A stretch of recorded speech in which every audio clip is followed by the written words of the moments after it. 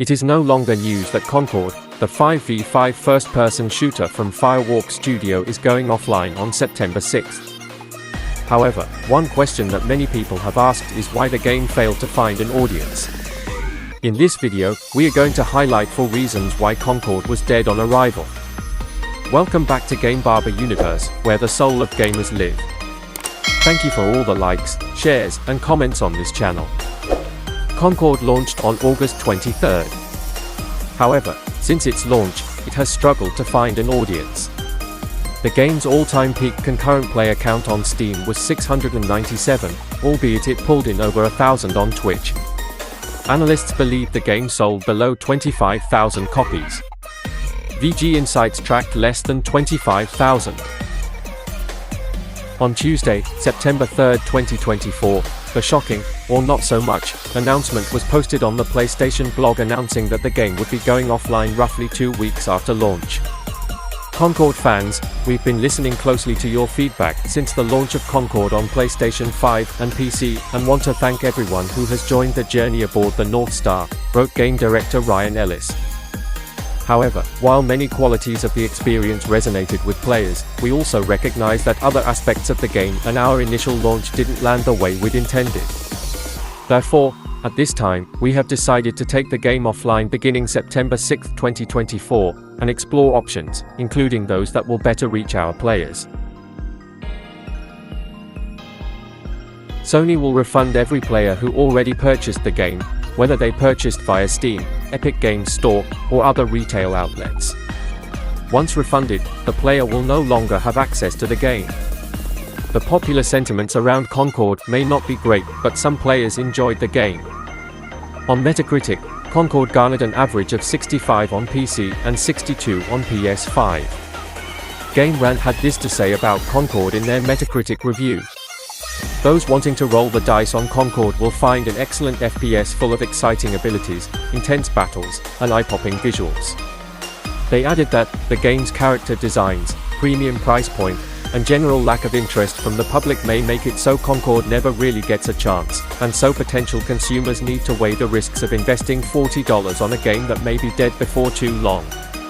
Personally, I am glad to have played Concord, and I will continue playing it as much as possible, and will be sad if the day comes when its player count dwindles to the point where it no longer makes sense to support it, they said. Well, that day did not take long to arrive. While several players praised the visuals and mechanics of the game, here are 4 reasons why Concord failed. Concord was launched into a genre that was saturated. Earlier this year, Xbox Games CEO Phil Spencer hinted that one of the problems of the game industry was that the audience was not growing, meaning every new game is served to already existing audience, who by the way have an ocean full of games to choose from. While the number of new gamers has not grown much, the number of creators and games churned out annually has grown astronomically. You can't succeed unless you draw in customers from other publishers and other platforms. And because you're not finding new customers with the games that you're building, everybody's kind of fighting over the same size pie, Spencer said. Concord charged $40 for what other games in the genre offered for free. Games like PUBG, Counter-Strike 2, Destiny, The Finals, Apex Legends, and so on are all free to play. One comment we saw even suggested that these other games are more stabilized compared to Concord. After the reveal of Concord, the studio's design director Josh Hamrick said the game tried to distinguish itself by borrowing elements from strategy and fighting games. We focused a ton of our attention and our tech on building a strong gameplay foundation of tight core movement, precise and visceral shooting, and expressive abilities, Hamrick said at that time. Sadly, that was not enough to make Concord pop in the hands of players. The art design has been widely criticized, with one 3D artist calling it some of the most bizarre character design. Firewalk Studios tried all it could to distinguish Concord from all the other FPS in the market. One of the strategies they announced was that the game will feature weekly cinematics with new story arcs.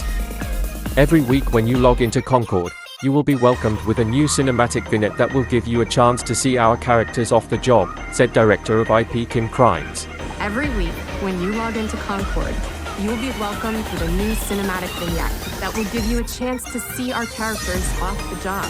While the studio has released a few vignettes, it is evident players really don't care much about them. Firewalk's capacity to sustain that over a long period was also a thing of doubt. The vision that Firewalk had for Concord was massive. At the launch of Concord, you're going to get 16 characters, you're going to get 12 maps, 6 modes, entire set of stories for Season 0, you're going to get the lore experience of the Galactic Guide, you're going to get multiple progression paths, one for your account, one for each character, but that's really the beginning. We're going to keep going with all of those experiences and all of those stories in Season 1 and beyond. But is this the end? In the message posted on PlayStation Store, Ellis ended by saying, "We'll keep you updated and thank you again to all the free gunners who have joined us in the Concord galaxy." Perhaps, the problem was not really from Firewalk and Concord, but from the way the game was marketed, or that a good number of gamers want PlayStation to focus on making single-player experience. Tell us what you think in the comment box below. See you in the next one.